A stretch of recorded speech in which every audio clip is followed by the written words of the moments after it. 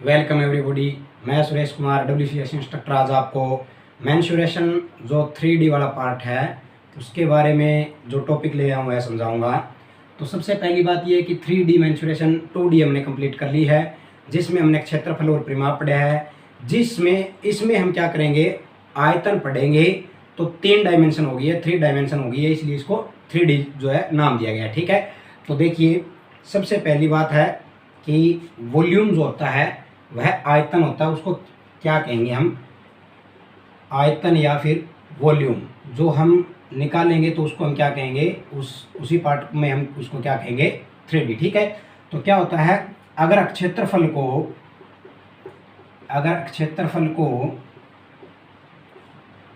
तीसरे आयाम जैसे ऊंचाई से गुणा करने पर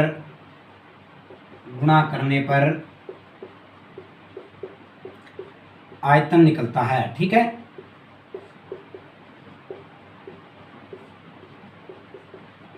बात समझ में आई कि नहीं आई? हम क्षेत्रफल में क्या कर रहे थे, लंबाई और चौड़ाई मान लो 2 यूज कर रहे थे। मैं एग्जांपल के तौर पे बताऊं आपको, तो मैंने चतुर्भुज के लिए ले लिया है। ठीक है, वर्ग आयत के लिए ले लिया है। उसमें क्या लंबाई और चौड़ाई हम यूज करते हैं, ऊंचाई उसमें यूज नहीं करते। 2 ही आयाम उसमें मल्टीप्लाई कर रहे हैं, इसलिए उसका आंसर भी स्क्वायर में आता है और उसको क्षेत्रफल कहते हैं। लेकिन जब हम उसी में यानी लंबाई चौड़ाई और उसमें ऊंचाई से और मल्टीप्लाई कर दे तो वह क्या आ जाएगा, आयतन आ जाएगा उसका। ठीक है, तो लंबाई और चौड़ाई की मल्टीप्लाई क्या कहलाएगी, क्षेत्रफल। तो क्षेत्रफल को यदि तीसरे आयाम ऊंचाई से मल्टीप्लाई कर देते हैं तो हमें क्या मिल जाएगा, वॉल्यूम यानी आयतन मिल जाएगा। और इसकी इकाई किस में होती है, घन में होती है। घन का मतलब मीटर घन हो सकता है, सेंटीमीटर घन हो सकता है, डेसीमीटर घन हो सकता है, फुट घन हो सकता है। इट मीन्स ये घन में आती है। क्षेत्रफल की किस में आती है, स्क्वायर में। परिधि और परिमाप की सिंगल में। ठीक है, तो ये आप याद रखना। तो ये इसका थोड़ा बेसिक पार्ट था जो मैंने आपको बताया है। अब देखिए शुरू करते हैं। हमारे पास जो सिलेबस में है, हमें कौन कौन से ठोसों का जो है आयतन निकालना है, कौन कौन से सॉलिड्स का हमें वॉल्यूम निकालना है, तो वो मैं आपको बताता हूँ। सबसे पहले हमें याद करना है घन का। बहुत ही बढ़िया टॉपिक है घन, जिसको क्या कहते हैं, क्यूब। क्या कहते हैं जिसको, क्यूब। ठीक है, तो सबसे पहले मैं इसकी आपको परिभाषा बताऊंगा। तो देखिए क्या होता है, इसे वर्गाकार ठोस भी कहते हैं। दूसरा नाम है इसका, इसे वर्गाकार ठोस भी कहते हैं। पहली बात तो ये हो गई। दूसरी बात क्या है, अब ये होता क्या है, 6 वर्गाकार पृष्ठों से घिरी हुई आकृति क्यूब कहलाती है। ठीक है, यानी कि क्या है, 6 वर्गाकार पृष्ठों से मिलकर जो आकृति बनेगी हम उसे क्या कह सकते हैं, क्यूब कह सकते हैं, घन कह सकते हैं, वर्गाकार ठोस कह सकते हैं। तो ये तीनों ही नाम है, घन, क्यूब और वर्गाकार ठोस, आपकी मर्जी है। अब 6 वर्गाकार पृष्ठ कैसे आप बनाओगे, तो मैं पहले आपको चित्र के माध्यम से बताऊंगा, फिर एक एग्जाम्पल भी है मेरे पास, उसके माध्यम से आपको बताऊंगा। तो देखिए, ये मान लीजिए आपका थोड़ा वर्गाकार में बनाओ। वर्गाकार का मतलब है इसकी सारी भुजाएं क्या होगी, बराबर होगी। ये देखिए इस तरह का। ठीक है, इसी तरह यहाँ बनाओ आप। अब देखिए आप इसको और इसको मिलाओ, इसको मिलाओ, इसको मिलाओ और इसको मिलाओ। देखिए आपके सामने क्या आ गया, घन आ गया। ये होता है घन। ठीक है, जिसकी ये क्या होती है, भुजा ए। अब देखिए एक बात और है, इसने खुद कहा है कि वर्गाकार पृष्ठ से मिलकर बना है। पहली बात तो ये समझ, वर्गाकार का मतलब क्या होता है, वर्ग आ गया, वर्ग के आकार का। तो मैंने आपको 2D में बताया था, वर्ग क्या होता है, जिसकी सभी भुजाएं बराबर होती है। वर्ग में 4 भुजाएं होती है, चारों बराबर होती है। अगर ये वर्गाकार का तो इसकी सारी भुजाएं क्या होगी, बराबर होगी। इट मीन्स यदि ये ए है तो ये भी ए है, ये भी ए है, ये भी ए है, ये भी, सारी भुजाएं क्या होगी इसकी, ए ए। ये इसकी लंबाई होगी, ये इसकी चौड़ाई होगी, ये इसकी ऊंचाई होगी, लेकिन तीनों ही क्या हो गई, ए ए ए हो गई। ये बात आपको समझ में आई या नहीं आई, पहली बात। अब मैं एग्जाम्पल के तौर पे देखिए आपके लिए एक छोटा सा एग्जाम्पल था घर पे ही, तो उसके माध्यम से आपको बताना चाहूँगा। इस आकार का जो आकृति होती है उसको हम क्या कहेंगे, घन कहेंगे। देखिए ये वाली साइड, ये वाली साइड और ये वाली साइड, तीनों ही साइड इसकी बराबर है। इसी तरह इधर वाली तीनों साइड इसकी बराबर है। कुल 6 पृष्ठ इसने कहा है। क्या यहाँ पे 6 पृष्ठ आप देखिए, ये हो गया पहली साइड यानी पहला पृष्ठ। इसी तरह इसके सामने वाली ये क्या होगी, दूसरा पृष्ठ। ये हो गया इसका दूसरा पृष्ठ, पहला पृष्ठ, दूसरा पृष्ठ, तीसरा पृष्ठ, चौथा पृष्ठ, पांचवा और छठा। तो 6 पृष्ठ से मिलकर जो आकृति बनती है और वह वर्गाकार होनी चाहिए। वर्गाकार 6 पृष्ठ से मिली हुई आकृति को हम क्या कहेंगे, क्यूब कहेंगे, घन कहेंगे। ठीक है, तो ये एक एग्जांपल था। उम्मीद करता हूँ इसके माध्यम से आपको थोड़ा समझ में आया होगा कि मैं आपको क्या समझा रहा हूँ। ठीक है, तो इसके यहाँ पे भी आप देख सकते हैं 6 साइड है। देखिए एक, इसी तरह इसके सामने होगी वहाँ 2, इसी तरह नीचे 3 और इसी तरह ये ऊपर वाली 4, इसी तरह ये वाली साइड 5वीं और इसी तरह ये वाली साइड 6। तो 6 वर्गाकार पृष्ठों से मिलकर जो आकृति बनी उसे घन। अब देखिए हम इसकी आयतन की बात करते हैं, वॉल्यूम। इसकी आयतन जो है वॉल्यूम है वह क्या हो जाएगा, लंबाई गुणा चौड़ाई गुणा ऊंचाई, ये बनेगा फार्मूला। तो एक्चुअल में इसकी लंबाई कितनी है, a, चौड़ाई कितनी है a, ऊंचाई कितनी है a। क्यों है, अरे खुद कह रहा है वर्गाकार है तो वर्ग के आकार की तो सारी a ही होगी। उसकी लंबाई भी उतनी है जितनी चौड़ाई है जितनी ऊंचाई है, तो तीनों ही a है। मल्टीप्लाई करो, लिख दूँ 3 है, बिल्कुल गलत। 3 है कैसे लिख दूंगा, मल्टीप्लाई हो रही है इसलिए हम क्या लिखेंगे, वेरी गुड, क्या लिखेंगे a की पावर 3। इनकी पावर जुड़ जाएगी भाई, ठीक है ना। तो इनकी पावर 1 है, तो इसका फाइनल क्या आ जाएगा, इसका आयतन आ गया 1 की पावर 3 या 1 की 3, ये इसका आयतन आएगा। इसके आयतन का फार्मूला ये होता है। अब हम इसके पृष्ठीय क्षेत्रफल की बात करते हैं कि इसका पृष्ठीय क्षेत्रफल कितना होता है या उसका सूत्र क्या होता है। तो एक वर्ग का क्षेत्रफल कितना होता है, एक वर्ग का क्षेत्रफल कितना होता है, भुजा गुणा में भुजा या भुजा का स्क्वायर, यही होता ना, यही होता है भुजा गुणा भुजा या भुजा का स्क्वायर। एक का पूछा मैंने, कितने इसमें टोटल वर्ग, कितने पृष्ठ हैं, 6 वर्गाकार पृष्ठ है, तो 6 गुणा में भुजा का स्क्वायर यानी 6a स्क्वायर। ये आ गया इसका पृष्ठीय क्षेत्रफल का फार्मूला, ये आ गया इसके आयतन का फार्मूला। बहुत ही बढ़िया तरीके से आपको उम्मीद करता हूँ ये अच्छी तरह आपको समझ में आ चुका होगा। तो ये आएगा स्क्वायर में और ये आएगा क्यूब में। क्लियर, ये था घन या क्यूब। तो उम्मीद करता हूँ ये आपको अच्छी तरह समझ में आ चुका होगा। नेक्स्ट विल भी देखिए क्या है, सेकंड है घनाभ। ये भी बहुत बढ़िया है, सारे ही बढ़िया इसमें है। देखो समझ में आएगा, अच्छी तरह समझोगे तो सारे ही बढ़िया होते हैं। अगर समझना ही नहीं है, मान लो ऊपर से जा रहा है या आप समझ नहीं रहे हो, तो वो तो अलग बात होती है। देखो तो आप कोशिश करो अच्छी तरह से समझे, बहुत बढ़िया। देखिए दूसरा है घनाभ। घनाभ को क्या कहते हैं हम, क्यूबियोड, इंग्लिश का नाम हो गया क्यूबियोड, या फिर घनाभ का भी एक नाम होता है, इसको हम क्या कहते हैं, आयताकार ठोस कहते हैं। ठीक है, इसके भी 3 नाम हो गए ना, कौन कौन सा हो गए, घनाभ हो गया, क्यूबियोड हो गया या फिर आयताकार ठोस हो गया। अब यह क्या होता है, वह आकृति जो 6 आयताकार पृष्ठों से मिलकर बनी हो, बस समझ में आ गई ना बात। उसमें क्या था, वर्गाकार था, इसमें क्या है, आयताकार है। तो उम्मीद करता हूँ ये आपको बिल्कुल ही अच्छी तरह समझ में आया होगा। इसका एग्जाम्पल क्या बनेगा, आयताकार क्या होती है, ये वाली होती है ना, जैसे ये बोर्ड है ये आयताकार ही है, तो मैंने इसी टाइप का एक चित्र यहाँ बना दिया और इसी टाइप का मैंने यहाँ पे बना दिया। जितनी इसकी लंबाई है उतनी यहाँ पे देखनी पड़ेगी। ये देखिए आपको समझ में आ गया है, ये देखिए क्लियर हो गया है। थोड़ा सा सीधा कर लो, थोड़ा टेढ़ा हो गया है, ठीक है ना। तो ये बन गया जी आयताकार ठोस। या फिर इसके भी 6 साइड है, जैसे पहली, दूसरी, तीसरी इधर साइड वाली, चौथी, 5वीं ऊपर वाली, 6ठी नीचे वाली। इसका भी एक बॉक्स है, उसके माध्यम से आपको फिर बताना चाहूँगा मैं। ये देखिए, ये फ़ोन का ही डिब्बा था घर पे। ये देखिए, पहली साइड हो गई, दूसरी हो गई, तीसरी, चौथी, पांचवी और छठी। तो दोनों डिब्बे मैंने आपको दिखाई, इन दोनों में फ़र्क है या नहीं है। वो वर्गाकार था, ये आयताकार है। ठीक है, इसके भी 6 पृष्ठ होते हैं, ये आयत के आकार का है, बस इतना ही है। ठीक है, तो इसकी लंबाई, चौड़ाई और ऊंचाई भी तीन इसकी अलग अलग होगी। उसकी तो सबकी समान थी, लेकिन इसकी समान नहीं है, इसकी क्या है, अलग अलग है।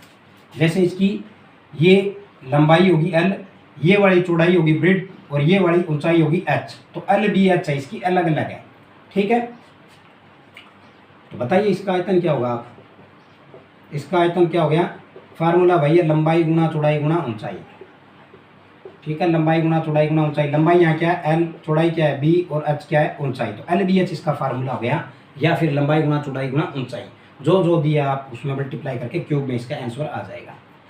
अब इसका पृष्ठीय क्षेत्रफल की हम बात करें तो इसका पृष्ठीय क्षेत्रफल क्या होगा। इसका पृष्ठीय क्षेत्रफल क्या होता है, आयत का पृष्ठीय क्षेत्रफल क्या होता है, लंबाई गुणा चौड़ाई होता ना। लेकिन इसमें 3 साइड्स दी हुई है, तो हम इसको क्या लेंगे, LB plus BH plus HL, तीनों की गुणा कर ली हमने। LB plus BH plus HL, ये निकलेगी 3 साइड की, लेकिन इसकी तो 6 साइड है, गुणा में 2, 3 दूनी 6 साइड। आ गई या नहीं आ गई। तो इस तरह से आप इसका पृष्ठीय क्षेत्रफल भी आप डिफाइन कर सकते हैं, निकाल सकते हैं। अगर आप LBH लेना चाहो LBH ले लो, ABC लेना चाहो तो ABC लेना। यहाँ पे AB plus BC plus C आ जाएगा। ठीक है, तो वो आपकी मर्जी है, वो तो आपको मानना है, जो मर्जी आप मान सकते हैं, कोई इश्यू नहीं है यहाँ पे इसका। तो इस तरह से घनाभ क्यूबियोइड जो है उसका आयताकार ठोस का आप क्षेत्रफल निकाल सकते हो, उसका आयतन इस तरह से ज्ञात कर सकते हैं। अब नेक्स्ट देखिए क्या है, उम्मीद करता हूँ ये भी आपको अच्छी तरह समझ में आया होगा। नेक्स्ट देखिए प्रिज्म।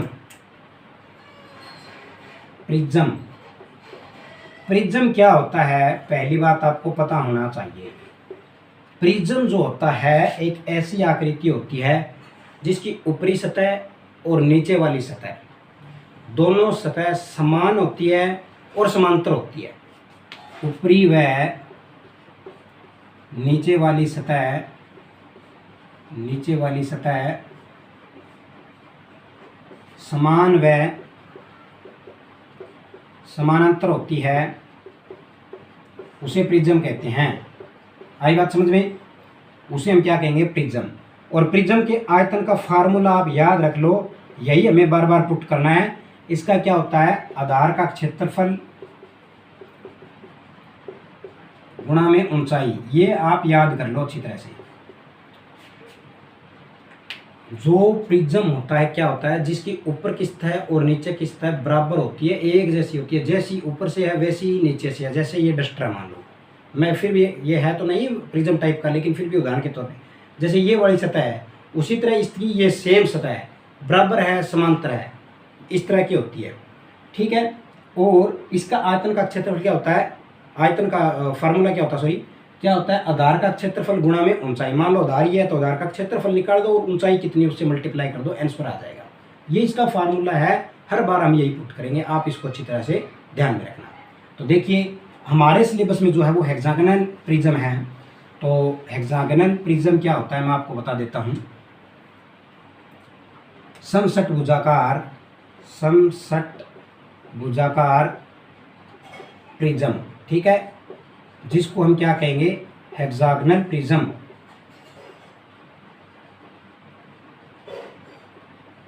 हेक्सागोनल प्रिज्म, ठीक है, या फिर समषट भुजाकार। नाम से पता चल गया, समषट भुजाकार मतलब सारी 6 भुजाएं बराबर होगी।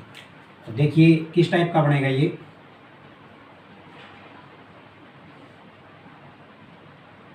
इस तरह से आप इसको बना सकते हैं। ये देखिए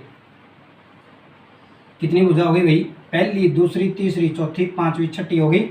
इसी तरह ऊपर जितना बनाया उसी तरह नीचे भी तो बना हुआ। यही तो कह रहा है ये, कि क्या कह रहा है कि ऊपर और नीचे की जो है वह समान व समांतर होता है इसका, ठीक है ना।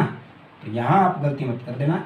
ये देखिए अब जो है वो उसको मिला दो, इसको और इसको मिलाओ, इसको और इसको मिलाओ, थोड़ा सा ये टेढ़ा हो गया, और इसी तरह इसको मिलाओ, इसी तरह इसको मिलाओ। ये आपके सामने आ गया अब हेक्सागोनल प्रिज्म। 6 साइड हो गई कि नहीं हो गई, ठीक है ना, पहली, दूसरी, तीसरी, चौथी, पांचवी, छठी, 6 साइड इसकी हो चुकी है। प्रिज्म क्या कहता है, जो ऊपरी सतह होती है वह ही निचली होती है, जितनी ऊपर वाली है वह उसके बराबर व समांतर। देखिए सारी समांतर आ रही है, ठीक है। ये तो हाथ से बनाया फिर भी थोड़ा बन गया, आप स्केल से बनाओगे बहुत ही बढ़िया और अच्छा बनेगा। जो आप स्केल से जो नाप लोगे 2 सेंटीमीटर, 5, 6 जितना लोगे बहुत बढ़िया बनेगा, ठीक है। तो उम्मीद करता हूँ ये आपको अच्छी तरह समझ में आया होगा। अब देखिए इसकी क्या कह रहा है, ये एक भुजा होती है ए, अगर ये ए तो ये भी ए, ये भी ए, ये भी ए, ये भी ए और ये भी ए, और ऊपर वाला ये भी ए, ये भी ए, ये भी ए, ये भी ए, ये भी ए और ये भी ए। क्यों? खुद कह रहा है समसट भुजाकार, समान है जिसकी 6 भुजाएं, ये वाली 6 बराबर है तो ये वाली भी 6 बराबर, ये 2 सेंटीमीटर तो ये सारी 2-2 है, इसी तरह ऊपर वाली 2-2 है। लेकिन इसकी ऊंचाई ये वाली होती है, ऊंचाई इतनी इतनी, ये है ऊंचाई यहाँ से लेके यहाँ तक, ये इसकी बराबर नहीं होती, ये होती है एच। तो इसमें 2 ही भुजाएं मानो आप, ए और एच होती है। अब बताओ आपको समझ में आया या नहीं आया, क्लियर बात हुई या नहीं हुई? हमें ज्ञात करना है इसका आयतन। भाई मैंने अभी बताया था प्रिज्म का जब आयतन आप ज्ञात करोगे, आधार का क्षेत्रफल गुणा में ऊंचाई, आधार का क्षेत्रफल गुणा में ऊंचाई, मैंने अभी भी आपको बताया था। ऊंचाई तो आपको पता ही चल गया कितनी है, एच है। मुझे तो आधार का क्षेत्रफल पता नहीं है, तो मैं क्या पुट करूं यहाँ पे, आधार के क्षेत्रफल के लिए ध्यान से देखो आप, 6 साइड है यानी हेक्सागोनल बन गया। मैंने मेंसुरेशन 2D वाले चैप्टर में रेगुलर पॉलीगन कराई थी, अगर आपको याद है तो, पंचभुज, षटभुज, और उस षटभुज में मैंने उस 6 भुजाओं का जो चित्र था यही था षटभुज वाला, इसका मैंने आपका जो क्षेत्रफल निकाला था आपके सामने। तो आधार का क्षेत्रफल यही मांग रहा है ना इसका, तो इसका क्षेत्रफल का फार्मूला भी मैंने आपको बताया था दूसरी वीडियो में, याद आ गया, वेरी गुड। कितना होता है 2.6 ए स्क्वेयर, यहाँ ए है तो ए स्क्वेयर लगाएंगे, आर है तो आर स्क्वेयर लगा दो, लेकिन यहाँ तो ए है तो ए स्क्वेयर लगाएंगे। तो 2.6 ए स्क्वेयर ये हो गया षटभुज का क्षेत्रफल, आधार तो षटभुज है ना, षटभुज का क्षेत्रफल गुणा में ऊंचाई, आ गया जी इसका आयतन। कर लेना, इसको सोल्व हो जाएगा, कोई बड़ी बात नहीं है, ठीक है। बात करते हैं हम इसके पृष्ठीय क्षेत्रफल की। तो इसके दोनों सिरों का क्षेत्रफल कितना होगा, ऊपर वाले और नीचे वाले दोनों सिरों का क्षेत्रफल, दोनों सिरों का क्षेत्रफल अगर पूछे आपसे तो बहुत ईजी है। एक सिरे का कितना है 2.6 ए स्क्वेयर, तो दोनों का कितना हो जाएगा, गुणा में 2 कर दो, बस आ गया उत्तर। 2.6 ए स्क्वेयर मल्टीप्लाइड बाई 2, एक का था 2 का करना था, गुणा से 2 कर दो, बस बात खत्म, कोई इश्यू नहीं है। इसका संपूर्ण पृष्ठीय क्षेत्रफल कितना आ गया, संपूर्ण पृष्ठीय क्षेत्रफल कितना आएगा बताओ। ये वाला दोनों का हो गया तो इसकी मल्टीप्लाई कर लो, 26 दूनी 52 यानी 5.2 ए स्क्वेयर आ गया। ये तो आ गया ऊपर और नीचे वाले का। अब हमें इसका निकालना है बस, बीच वाले का, और अगर बीच वाले का और निकाल के मैं इसमें जोड़ दूं तो पूरे संपूर्ण का आ जाएगा। तो इसके वक्र का कितना है देखिए, आप ध्यान से देखिए, ये वाला जो है इसका कैसे बनेगा, आधार गुणा में ऊंचाई, जो बन गई अपनी आयत वाला, उससे रिलेटेड जो फार्मूला बनेगा आधार गुणा में ऊंचाई, तो ए गुणा में एच, ए गुणा में एच निकाल लो, और जो दोनों सिरों का बीच वाले का निकाल लिया मैंने, ये निकल गया आधार गुणा ऊंचाई, और दोनों सिरों का निकाल लो और यहाँ पे पुट कर दो। लेकिन अब एक बात और है, आधार गुणा ऊंचाई आपने जो निकाला है वो कितने का निकाला है, एक के निकाला, लेकिन इसमें भुजाएं कितनी है 6 है ना। तो हम क्या करेंगे, यहाँ पे इसकी मल्टीप्लाई किससे करेंगे, 6 से मल्टीप्लाई करेंगे, 6 गुणा में ए गुणा में एच, ये इसका आंसर आ जाएगा। फाइनल संपूर्ण कितना बनेगा 5.2 ए स्क्वेयर प्लस 6 ए इंटू में एच, इसका फाइनल आंसर बनेगा। ये होता है इसका संपूर्ण पृष्ठीय क्षेत्रफल का फार्मूला, ये होता है इसके आयतन का फार्मूला। दोनों सिरों का पूछे तो 5.2 या फिर 2 × 2.6 ए स्क्वायर। इसमें से कॉमन लेना चाहो तो 2 कॉमन भी आ जाएगा, कोई इशू नहीं है, वो आपकी मर्जी है, एक ही चीज़ है, एक ही बात है। तो उम्मीद करता हूँ ये हेक्सागोनल प्रिज्म भी आपको अच्छी तरह समझ में आया होगा। नेक्स्ट देखिए, अब हम बात करते हैं अब देखिए क्या है नेक्स्ट हम बात करते हैं बेलन की। ठोस बेलन कह दो या फिर बेलन कह दो, कोई दिक्कत नहीं है। तो ठोस बेलन क्या होता है? सॉलिड सिलेंडर हो गया, ठीक है। तो सिलेंडर की हम बात करेंगे, घर वाले सिलेंडर की नहीं, कहीं रसोई वाले आप समझ रहे हो, ठीक है। तो बेलन को क्या कहते हैं? हम सिलेंडर कहते हैं। और सिलेंडर में हम क्या ज्ञात करेंगे? आयतन ज्ञात करेंगे, इसका वक्र पृष्ठीय क्षेत्रफल ज्ञात करेंगे, हम इसका संपूर्ण पृष्ठीय क्षेत्रफल हम इसका डिफाइन करेंगे। तो कैसे करेंगे? सबसे पहली बात मैं इसकी परिभाषा बताता हूँ आपको। बेलन भी क्या होता है? एक तरह का प्रिज्म होता है, ठीक है। यह भी एक तरह का प्रिज्म होता है, या एक प्रिज्म का भाग होता है, या प्रिज्म का प्रकार होता है, प्रिज्म होता है।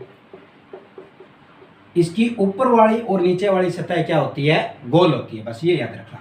दोनों सतह क्या हो जाएगी इसकी? गोल, ये याद रखना। तो बना दीजिए, अब तो आप बना सकते हो। ऊपर वाली सतह गोल है, नीचे वाली सतह गोल है, ठीक है ना। थोड़ा सा ये, हाँ जी, ठीक है। और इसको मिला दो, इसी तरह इसको और इसको मिला दो। बन गया कि नहीं बन गया बेलन? ये इसका केंद्र बिंदु है, ये इसका केंद्र बिंदु है, ऐसे आप बना सकते हो। ये इधर से परिधि जो व्यास जा रहा है वो आप बना सकते हो, ये हो गया व्यास। इसी तरह ये इसका व्यास, ये बन गया बेलन। बन गया कि नहीं बन गया? तो ये इस बेलन की क्या हो गई? ऊंचाई h, ठीक है। ये हो गई इसकी त्रिज्या r, चारों तरफ जो है, इधर भी r, इधर भी r, r, ठीक है। d पूछे तो ये पूरी d हो गई, यहाँ से लेके यहाँ तक व्यास, डायमीटर। बताइए समझ में आया कि नहीं आया बेलन? तो एक तरह का प्रिज्म होता है, दोनों सतह इसकी गोल होती है, और इसमें जो जो मैंने बता दिया आर एच और डी होती है इसमें मेन। तो अब हम इसकी बात करते हैं। दोनों सतह क्या हो गई? एक्चुअल में वृत्त हो गई दोनों, नीचे भी तो वृत्त है, ऊपर भी वृत्त है, दोनों सतह में क्या है? वृत्त है, समान व समांतर हो गए दोनों, और ऊंचाई होगी इसकी। तो ये हो गया बेलन। अब देखिए आप इसका आयतन अगर मैं बात करूं तो मैंने आपको फार्मूला बता दिया है पहले ही, प्रिज्म का फार्मूला। प्रिज्म का आयतन क्या होता है? आधार का क्षेत्रफल गुणा ऊंचाई। तो यहाँ क्या आ जाएगा? आधार का क्षेत्रफल गुणा ऊंचाई। रट्टा नहीं मारना, बिल्कुल भी तरीके से चलेंगे, बिल्कुल गलत नहीं होगा। आधार का क्षेत्रफल, आधार हो गया इसका ये, आधार में क्या दिया हुआ है? वृत्त दिया हुआ है। वृत्त का क्षेत्रफल क्या होता है? पाई आर स्क्वायर, आपको तो याद है, बहुत अच्छी बात। गुणा में h कितना है? ऊंचाई h। तो मतलब फाइनल इसका क्या बन गया? पाई आर स्क्वायर। h जो है वह बेलन का आयतन का फार्मूला होता है। अब बताओ ये समझ में आया या नहीं आया? रट्टा मारने की जरूरत नहीं है, फार्मूले से चलो बस। नेक्स्ट देखिए क्या है? दोनों सिरों का क्षेत्रफल ज्ञात करना है। दोनों सिरों का ज्ञात कर सकते हो? बिल्कुल ही कर सकते हैं, बिल्कुल इजी है। एक का कितना है? पाई आर स्क्वायर, तो दोनों का कितना हो गया? 2 पाई आर स्क्वायर। 2 से मल्टीप्लाई कर दो बस। एक वृत्त का पाई आर स्क्वायर, दोनों का क्या हो गया? 2 पाई आर स्क्वायर, बस बात खत्म। अगर इसका वक्र पृष्ठीय क्षेत्रफल पूछे, वक्र पृष्ठीय क्षेत्रफल, वक्र में और संपूर्ण में अंतर है, अभी बताता हूं क्या है। वक्र में ये पूछेगा, ये वाला, ये जो इतना इतना है ना, ये वाला पूछेगा। इसकी ये जो आ रही है परिधि वाली, परिधि आएगी और साथ में इसकी ऊंचाई आएगी, बस। संपूर्ण में क्या आ जाएगा? इस वृत्त का क्षेत्रफल, इस वृत्त का क्षेत्रफल और ये बीच वाला, यानी वक्र प्लस में दोनों सिरे, तब जाके संपूर्ण निकलेगा। तो इसका क्या आ जाएगा? एक वृत्त की, इस वृत्त की परिधि, परिधि गुणा में ऊंचाई आ जाएगा फार्मूला। वृत्त की परिधि, वृत्त की लिख लेना, वृत्त की, एक वृत्त की परिधि गुणा में ऊंचाई। तो एक वृत्त की परिधि कितनी है? 2 पाई आर, और इनटू में क्या हो जाएगा? h। ये आ जाएगा इसका वक्र पृष्ठीय क्षेत्रफल। आयतन का पाई आर स्क्वायर h, दोनों सिरों का 2 पाई आर स्क्वायर, वक्र पृष्ठीय क्षेत्रफल का 2 पाई आर h। और इसी तरह संपूर्ण पृष्ठीय क्षेत्रफल का, संपूर्ण में क्या जोड़ दो? दोनों सिरों का प्लस में वक्र पृष्ठीय, बस आ जाएगा। दोनों सिरों का कितना आया? 2πr²। ये वाला बीच वाला जो वक्र है कितना आया 2πrh। तो इनमें से कॉमन क्या आ रहा है 2π कॉमन आ रहा है, 2πr कॉमन आ रहा है, r भी कॉमन आ रहा है। 2 इसमें कॉमन ले लिया, पाई इसमें कॉमन ले लिया, r इसमें कॉमन ले लिया। अंदर क्या रह गया एक r प्लस में दूसरा h, यानी 2πr r plus h bracket में। ये आ गया इसका संपूर्ण पृष्ठीय क्षेत्रफल। तो उम्मीद करता हूँ ये भी आपको अच्छी तरह समझ में आया होगा। अगर नहीं आया तो प्ले बैक करके आप थोड़ा सा देख लेना, रिपीट इसको करके देख लेना। बिल्कुल ईजी था, आसान मेथड से आपको समझाया है और उम्मीद करता हूँ ये आपको अच्छी तरह समझ में आया होगा। नेक्स्ट देखिए क्या है,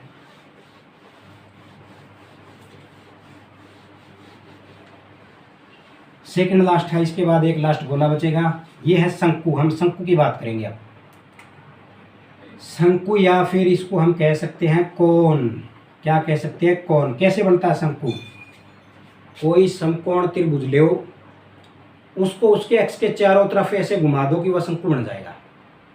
समझ में आ गई बात। समकोण त्रिभुज को एक्स के चारों तरफ घुमाने पे शंकु प्राप्त होता है।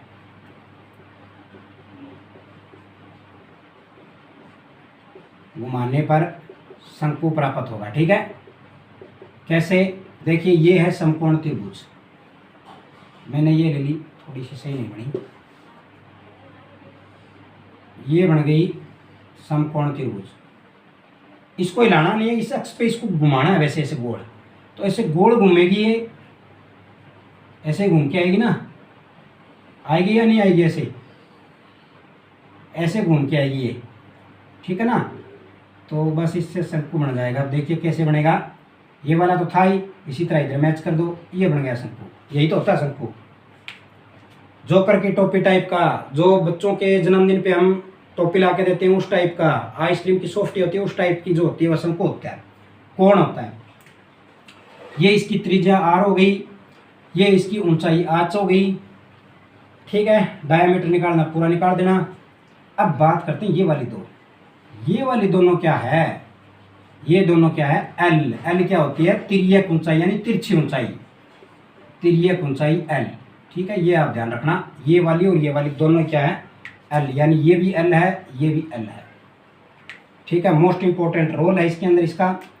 तो आप ये भी देखिए, ऐसे त्रिज्या बना सकते हो आप। तो इसका आयतन क्या बनेगा, बस बिल्कुल इजी है। इसका आयतन है 1/3 गुणा में आधार का क्षेत्रफल गुणा ऊंचाई, ये फार्मूला लगेगा। तो इसका 1/3 आधार का क्षेत्रफल क्या हो गया πr², इंटू में ऊंचाई क्या होगी h, तो 1/3 πr² हो गया इसका। दूसरे शब्दों में अगर मैं बोलूं तो जो बेलन का निकाला था, कितना था बेलन का πr² था, उसके आगे 1/3 लगा दो, किसका निकल जाएगा शंकु निकल जाएगा। ये 1/3 भाग होता है उसका, क्योंकि ऊपर नहीं है ना, ऊपर बनाएंगे हम। ध्यान से देखिए आप, यहाँ पे आपको मैं समझाता हूँ। ये देखिए, ये हो गया ना। अगर मैं यहाँ पे एक शंकु और बना दूँ, यहाँ पे एक शंकु और बना दूँ, तो देखिए ध्यान से देखिए इसको, ये क्या बन गया बेलन बन गया कि नहीं बन गया। ये वाला और ये वाला बेलन बन गया कि नहीं बन गया। तो बेलन का 1/3 हिस्सा होता है, इसलिए इसने 1/3 πr² लगा दिया। उम्मीद करता हूँ ये भी आपको अच्छी तरह समझ में आया होगा, क्लियर होगी ये बात। तो अब हम इसके वक्र पृष्ठ की बात करते हैं। वक्र पृष्ठीय क्षेत्रफल, वक्र में क्या आ जाएगा, ये वाला हिस्सा आएगा। तो क्या आएगा इसका पाई इंटू में r इंटू में l। l क्या होगी इसकी तिर्यक ऊंचाई, तो πr/l इसका वक्र पृष्ठीय क्षेत्रफल का फार्मूला बनेगा। ठीक है, अब मैं बात करता हूं इसका संपूर्ण पृष्ठीय क्षेत्रफल। संपूर्ण में आप क्या करोगे, कुछ नहीं करना। संपूर्ण में आधार का निकाल लो और वक्र का जोड़ दो। तो आधार का कितना है πr² प्लस πrl, तो यानी क्या आ गया r प्लस l।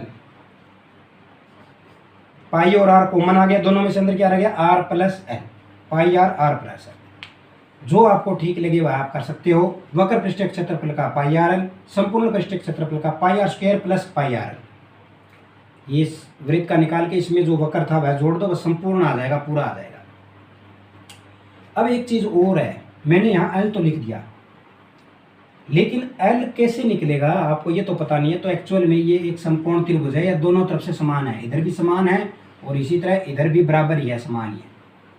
तो एक्चुअल में ये क्या है, दोनों एल एल इसकी कर्ण। तो कर्ण का स्क्वायर इज इक्वल टू क्या होता है समकोण त्रिभुज में, कर्ण का स्क्वायर इज इक्वल टू आधार का स्क्वायर प्लस में लंब का स्क्वायर, आधार आर हो गया, लंब एच हो गया, दोनों में ही। तो कर्ण इज इक्वल टू यानी कि कर्ण, या फिर हम यहाँ पे कर्ण हमारा क्या है l, l is equal to क्या हो गया r square plus h square, ये स्क्वायर था इधर आके अंडर रूट हो जाएगा। तो इस तरह से आप एल की वैल्यू भी निकाल सकते हो, r square plus h square ऊपर में अंडर रूट दोनों का करके आप फाइनल करके निकाल सकते हैं। इस तरह से आप शंकु ज्ञात कर सकते हैं, शंकु का आयतन, शंकु की तिर्यक ऊंचाई, शंकु की वक्र पृष्ठीय, शंकु का संपूर्ण पृष्ठीय। उम्मीद करता हूँ ये भी आपको अच्छी तरह से समझ में आया होगा। सबसे लास्ट टॉपिक अब हम बात करेंगे गोले की। बहुत बढ़िया टॉपिक है, छोटा सा टॉपिक है गोला। क्या होता है गोला या स्फीयर, ठोस गोला या फिर सॉलिड स्फीयर। ठोस क्या होगा सॉलिड, और ये क्या होगा स्फीयर, SPHERE। ठोस स्फीयर क्या होता है, वृत्त होता है एक, उस वृत्त को काट दो आधा तो कितना बन गया अर्धवृत्त। उस अर्धवृत्त को चारों तरफ से ऐसे घुमाओ कि वह क्या बन जाएगा गोला बन जाएगा। ठीक है, जो अर्धवृत्त होता है उसको उसके व्यास के हिसाब से ऐसे घुमाओ, जैसे ये अर्धवृत्त है, इसको ऐसे चारों तरफ घुमाओ, चारों तरफ, ये नहीं है एक तरफ, इसको चारों तरफ घुमाओगे तो हमें क्या मिलेगा गोला बन जाएगा, ऐसे गोला प्राप्त होगा। तो वृत्त में और गोले में बहुत फर्क है। वृत्त क्या होता है, जैसे 1 रुपये का सिक्का, 5 रुपये का सिक्का, 2 रुपये का सिक्का, वो वृत्त होता है। आई समझ में, चारों तरफ से गोल नहीं होता वो वृत्त। और गोला क्या होता है, चारों तरफ से गोल होता है। इट मीन्स क्रिकेट की बॉल, फुटबॉल, ये इसका एग्जाम्पल है। तो कहाँ तो सिक्का है और कहाँ बॉल है, तो दोनों में डिफरेंस है या नहीं है, वो होता है वृत्त, ये होता है गोला। तो ये क्रिकेट की बॉल का एग्जाम्पल आप इसमें ले सकते हैं। इसमें भी क्या होता है, ये केंद्र बिंदु होता है, ये बाहर हो गया इसके। तो इसका क्षेत्रफल क्या, फार्मूला क्या होता है, मैं बता दूं इसकी परिभाषा। अर्धवृत्त को, अर्धवृत्त के व्यास को चारों तरफ घुमाने पर, चारों तरफ इस तरह घुमाएं कि हमें गोला प्राप्त हो। ठीक है ना, तो समझ में आ गया होगा। अर्धवृत्त काट के उसको चारों तरफ घुमाओ उसके व्यास के हिसाब से, तो हमें गोला प्राप्त होगा। तो सबसे पहले मैं इसकी आयतन की बात करता हूँ। इसका आयतन क्या होता है, इसके आयतन का फार्मूला होता है 4/3 पाई आर क्यूब।